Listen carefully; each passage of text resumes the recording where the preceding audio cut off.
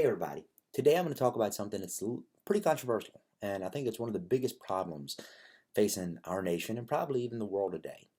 And that's the division that we have. And so many people, now saying, "Hey, it's like we've taken a step back."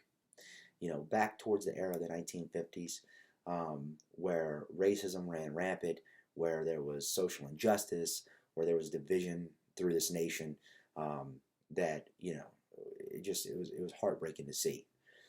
Let me first start off by saying I don't think we went that far back, but I also want to talk about where I think the root of the problem comes from. Now racism does exist, okay, and it exists across all spectrums. There are whites that are racist, there are blacks that are racist, there are Asians that are racist, Mexicans that are racist. Across the board, racism exists. There's also religious intolerance that exists. Makes no mistake that yes, there are Christians that don't like Muslims, so there are Muslims that don't like Christians, and Jews that don't like Christians, and the list goes on and on and on. But where does it stem from? All of these things that we experience, they're the byproduct of either being open-minded or closed-minded. And until we address that issue, we're never going to fix the plants that grow from that seed. Okay? So let's examine it for a second. I tell people all the time when I speak at schools, they say, hey, I ask kids, where do you want to go to college? And they're like, I want to go to college far, far away. And then my follow-up question is, why do you want to go to school far away? I mean, there's plenty of great schools right here. I want to go out and experience new things. Well, for 98.9% of those students, shut up. No, you don't. You want to get away from mom and dad. You want to be able to do your own thing. And there's nothing wrong with that, but at least be honest about it. Because I'm going to tell you, the two most segregated places in America is the high school and college cafeteria. Predominantly, when you go into them, and I walk into a lot of them nowadays because I speak at high schools, what do you see? You see whites sitting with whites, blacks sitting with blacks. But it's not just divided along race lines. It's divided along gender. Girls sit with girls, boys sit with boys. It's divided along interest. The football team sits with the football team, glee club with themselves, band club with themselves, and the list goes on and on. The fact of the matter is that what we do as people is we gravitate towards people that are like us, and that's who we hang out with. And there's nothing wrong with that.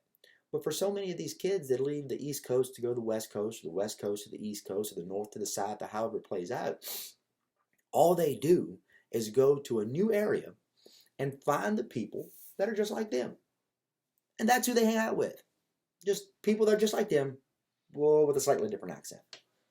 There's no growth that comes out of that. You don't learn anything. One of the things that I think, and probably indeed the thing I think the military does the best, is we take that kid from Texas and we set him with that kid from New York. And we tell him, I better not see one without the other. And somewhere along those lines, I'm always going to hear the same thing. Oh, Sergeant, come on, man. I don't got nothing in common with this guy. To which I respond, do you think I really give a shit? Because I don't. And somewhere along those lines, maybe on the long patrols, maybe on the endless hours, sitting down there cleaning weapons, a funny thing happens. They find common ground.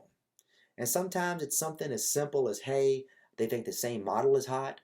Sometimes they both find out they like working on cars. Sometimes they both find out they're pain junkies, like a bull rider and a skateboard. But somewhere along there, they find that common ground, and they form a friendship. And that unlikely friendship blossoms into something awesome. In my case, my business partner is completely different than me. I like country music, riding Harley Davidsons, covered in tattoos, and we joke all the time, he's the quiet boy, Jewish boy from Potomac. But I would not be nearly the man that I am without him. And I think in some ways the same holds true for him.